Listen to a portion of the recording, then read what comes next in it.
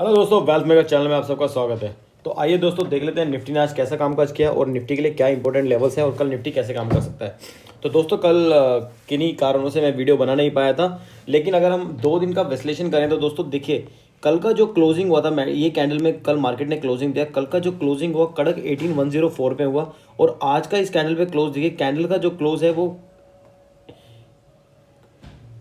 18101। तो बेसिकली 18100 पे हमारा मार्केट क्लोज हो रहा है। दोनों दिन एक चीज कॉमन थी कि मार्केट गैप अप ओपन होता है, ऊपर जाता है और यहाँ पर 18162 से मार्केट एक रेजिस्टेंस खाता है। सेम आज मार्केट गैप अप ओपन होता है और 18200 से एक रेजिस्टेंस खाता है और वापस 18100। तो नीचे की तरफ 18100 मार्केट तोड़ नहीं रहा है और ऊपर 18200 तोड़ नहीं रहा है।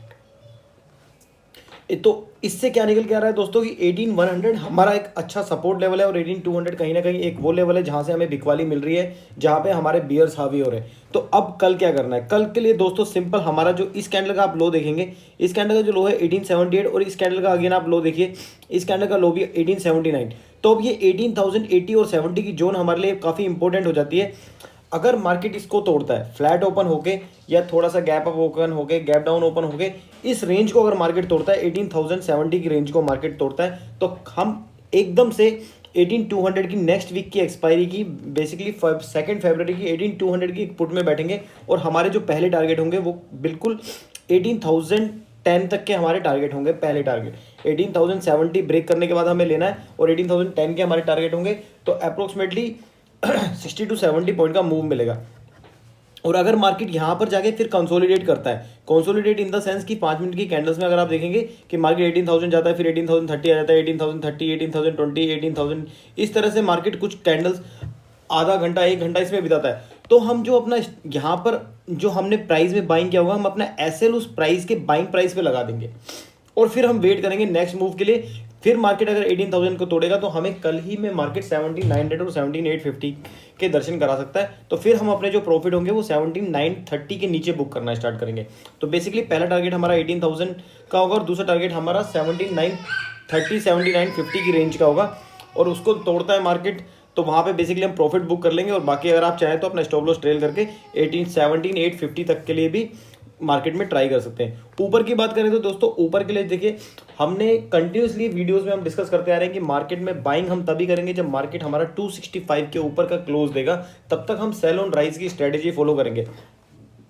लेकिन डे चार्ट पे हमने जो देखा कि डे चार्ट पे देखिए यहाँ पे दोस्तों एक डोजी कैंडल इधर पे मार्केट ने बनाई थी, ठीक है, ये डोजी बनाई थी। तो बेसिकली जब डोजी बनती है तो डोजी के अगर ऊपर निकल जाए मार्केट तो हमें बाई करना चाहिए, डोजी के नीचे निकल जाए तो सेल करना चाहिए। लेकिन यहाँ क्या हुआ, गैप अप ओपन हुआ। डोजी के बाद टेक्निकल एनालिसिस में क्या कहा जाता है कि डोजी कैंडल के बाद अगर गैप अप ओपन हुआ तो उसमें फिर बाइंग करने के सजेशन नहीं दिए जाते, उसमें चांसेस होते हैं कि मार्केट नीचे आए। यही रीजन था कि आज मैंने अपने व्हाट्सएप ग्रुप में 18300 पुट बाई करने का रिकमेंडेशन दिया, क्योंकि डोजी कैंडल बनी थी और अगर मार्केट फ्लैट ओपन होकर इस डोजी के हाई को तोड़ता तो हम एक बाइंग की पोजीशन में बैठते। लेकिन मार्केट ने क्या किया, गैप अप ओपन हुआ। तो गैप अप ओपन होने के बाद मैक्सिमम चांस हमारे ये बन गए थे कि अगर मार्केट इस कैंडल का जो हाई है, इस कैंडल का 18183 के अंदर आ जाएगा तो मार्केट एक बेयरिश कैंडल बना सकता है। और वही हुआ, मार्केट 183 के अंदर आया और इस डोजी कैंडल के इनसाइड आके मार्केट ने एक अच्छी रेड कैंडल दी और हमें लगभग 18200 से 18100 तक के टारगेट दिए, जो कि 100 पॉइंट के टारगेट थे। तो हमने जो ऑप्शंस में ट्रेड किया उसमें हमें 50 से 60 पॉइंट आराम से हमें मिले। 190 पे हमने बाई किया था, 250 तक के हमें टारगेट मिले। तो ये डोजी कैंडल जो डे चार्ट की डोजी कैंडल, अब इसके अंदर अब इसका जो लो है, देखो इसका जो लो दोस्तों आ रहा है 18063 और इस कैंडल का भी जो ये भी जो डोजी है इसका भी कैंडल 18063। तो और आज जो हमने अभी लो आइडेंटिफाई किया वो 18070। तो बेसिकली 18060 टू 18080 की ये रेंज है। अगर ये मार्केट ब्रेक करता है तो हमें मार्केट 18950 तक के लेवल दिखा सकता है। आरएसआई अगर आप देखें दोस्तों, आरएसआई बिल्कुल फ्लैट है, 50.04 इसकी वैल्यू है।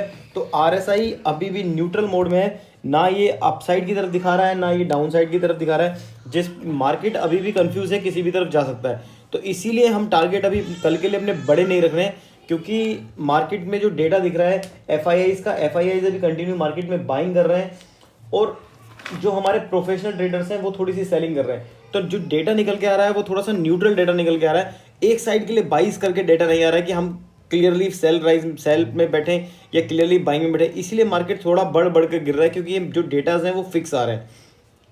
और चार्ट भी हमें कहीं ना कहीं वही चीज़ दिखा रहा है, क्योंकि चार्ट भी काफ़ी लंबे टाइम से देखिए ऊपर की ये रेंज ले लीजिए और नीचे की ये रेंज लीजिए, इसी रेंज में मार्केट कंसोलिडेट करता हुआ नजर आ रहा है हमें।